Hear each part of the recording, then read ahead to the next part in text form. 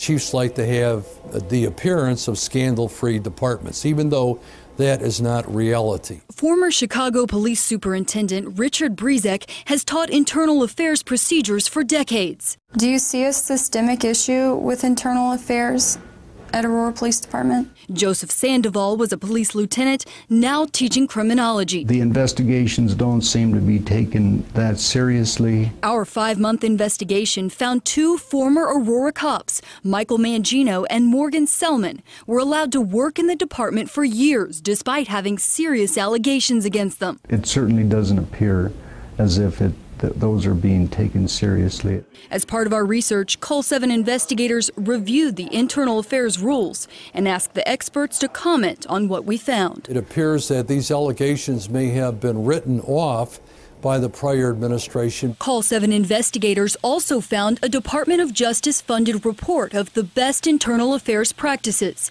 In at least 3 areas, Aurora's policies appear to fall short. The police ought to be a shining star of integrity. The first glaring difference is on the Aurora Police complaint form. The form states the Aurora Police Department will initiate appropriate legal action in cases involving false reporting. The Department of Justice report says no threats or warnings of prosecution for filing a false complaint should be made. People are afraid to complain against police officers anyway because of the retaliatory factor. And then for it to be blatant and right out front just seems to me as to be inappropriate. Aurora Police Chief Dan Oates repeatedly refused to answer questions about his department's internal affairs policies. So we took our questions to Deputy Chief Terry Jones at a city council meeting. It tells them that you can't make a false report. A lot of times people make reports against the police for one reason and one reason only: to get out of the crime that they've allegedly committed. We also found Aurora IA rules say complaints will generally be assigned to the named member's immediate supervisor. The DOJ report says internal affairs should conduct all serious administrative investigations, including sexual misconduct. That has to go to a unit that is trained in investigations and trained in internal investigation. In the case of former Aurora officer Michael Mangino, our investigation found a year before he pled guilty to exploiting a minor, APD received a complaint about Mangino's inappropriate contact with a prostitute.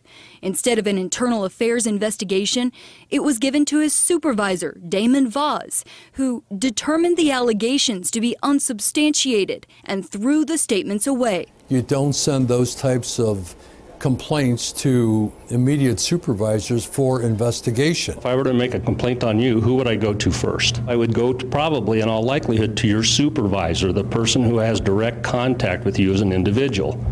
That's why they don't automatically go to internal affairs.